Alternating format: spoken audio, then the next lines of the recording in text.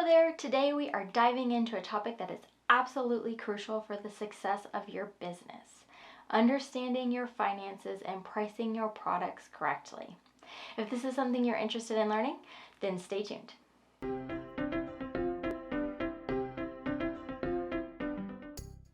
Hello again and welcome back to my channel. My name is Courtney and I am a flower preservationist, educator, and business coach, sharing all of my tips and tricks for building and growing your flower preservation business.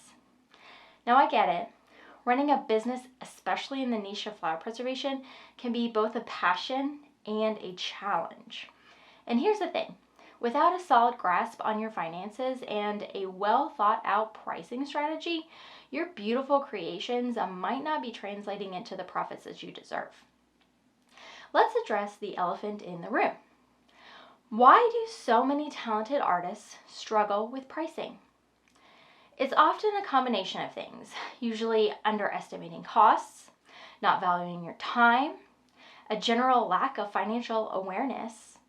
I mean, trust me, you're not alone in this, but if we want our businesses to flourish, we need to tackle these issues head on. Incorrect pricing can also lead to one of the biggest reasons that flower preservationists quit within a year or two of having their business, and that is burnout. If you don't have your numbers done properly and you're undercharging for your work, you have to work more to make the money that you need to not only run your business, but also pay yourself and profit in the business. This is the ultimate goal, to have a business that is profitable so that you can actually have freedom in your life. I mean, after all, that was the whole reason for becoming your own boss, right? Freedom? You should not be working 24/7 just to stay afloat. So, let's get back to the struggle of pricing. Let's talk first about why artists are undercharging themselves. The first reason, mostly competition. It's tempting to lowball your prices to attract customers and begin to grow your business. And I'll admit that I did this in the beginning too, but I found out really quick that the people that I was basing my prices off of weren't making any money because I wasn't making any money. And I realized that if I was going to run a successful and profitable business, that I had to base my prices off of real business numbers, not some other artist prices. And do you know what happened? I still booked. And in fact, I started booking more clients. People who truly value you and what you make will pay your prices. So don't think that you have to be cheaper than everyone else just to get clients. It's just simply not true. Now, another culprit in neglecting to consider all of the costs involved. Your materials, your time, overhead expenses, they all add up. Do you know how much it costs to make just one piece? Like, really costs? Did you know that your price should include not only the cost of resin, but a percentage of the cost of the mold that you use? Any extra costs like lamination sheets for photos or invitations, any tools that you use that have to be replaced, like the silicone sticks and mixing buckets. Do you know your customer acquisition costs?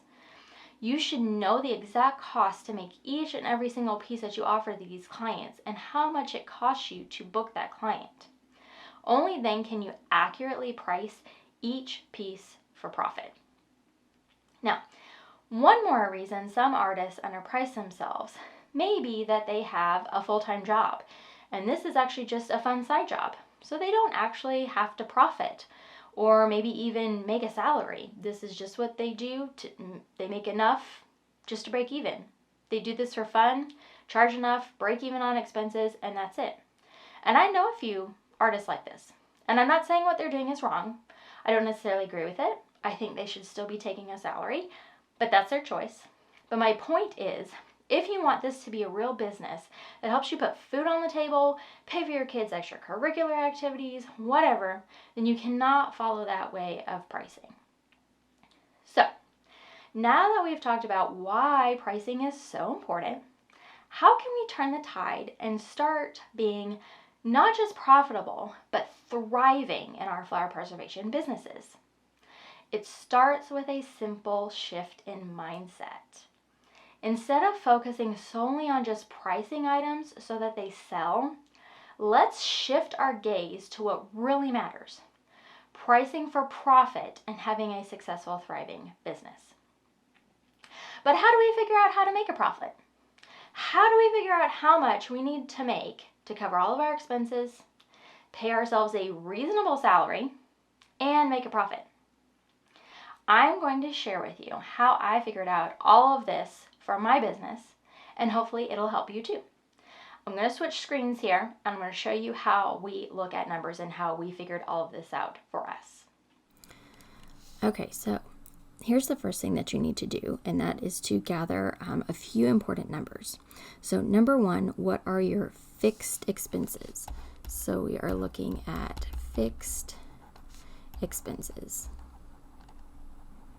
Okay, and these are going to be things like your website, CRM, insurance, your Canva subscriptions, any kind of subscriptions that you have that you pay on a monthly or yearly basis all the time to keep your business running. For me, that number is going to be $6,000. Okay. All right. So now remember, this is just fixed expenses, not variable expenses. Variable expenses are things like your molds, your resin, things that vary based on how many things that you have to make. So just figure out your fixed expenses for now. Okay, so now I want you to write down what you want for your salary. This is what you would pay yourself, okay? For this example, let's just say we're going to do like $30,000, but you can do whatever you want it to be, okay? Whatever you want or whatever you need, okay? So then now I want you to figure out how many orders that you are going to take on in a year. So let's see, number of orders. All right, so in order to do that, we're going to do a little breakdown, figure out how many you can take on in a week, okay, and then multiply that by however many weeks that you want to work. So let's say that you can take 4 orders per week. That's going to be times the amount of weeks that you want to work. Let's just say you want to take off 4 weeks of vacay, so that's going to be 48 weeks. Okay, so that is going to equal to 192 orders per year. Okay, so that's how many you can take on for the whole year. Now, if you take those orders and figure out how much resin that you average per order, we usually average about 1 gallon of resin per order, so that's $96. So we're going to do, let's see, amount of resin per order. So we average $96 times 192 orders per year, and that is going to equal to 18,496. Okay, so that's how much money we will spend in a year in resin. Okay, so that's kind of a number that you can kind of expect. It may not be exactly that amount, it might be a little bit more, but this is going to give you a number to like look at as a goal. So we're going to hold that for there for now. Now we have to look at your other variable expenses. These are going to be things like your molds, all of your supplies. Sorry, that was really weird how I wrote that there. PPE, anything that you have to buy on an irregular basis, if that makes sense. Packaging materials, marketing, things like that. Okay, so these are going to be variable expenses. Oops. All right. So this might take you some time to kind of figure out, but you can kind of guesstimate, if you will. I can tell you that my business is usually spends around $20,000 a year on variable expenses. So if you are kind of in the realm of I want this to be like a full-time business and doing this all the time, you can kind of gauge by those numbers that I'm showing you here. Like I have $6,000 in my fixed expenses, I have $20,000 in my variable expenses. This is just kind of an idea of how it works for my business. So you can kind of use these numbers as an example, if you will, if you need to kind of figure that out for yourself for now. Okay. All right, so now we have all of these numbers. We've got your salary that you'd like at the $30,000. We've got our fixed expenses and our variable expenses at $26,000 total. We've got resin around. We're going to round up just for easy numbers to about $20,000, and so that gives us a total of $76,000. Okay, now. We're not done yet because Uncle Sam is your unfortunate business partner and he wants a percentage. So now that percentage is going to vary based on multiple factors, and I am not an expert at that. I highly recommend you speak with a tax professional to get a more accurate percentage for you.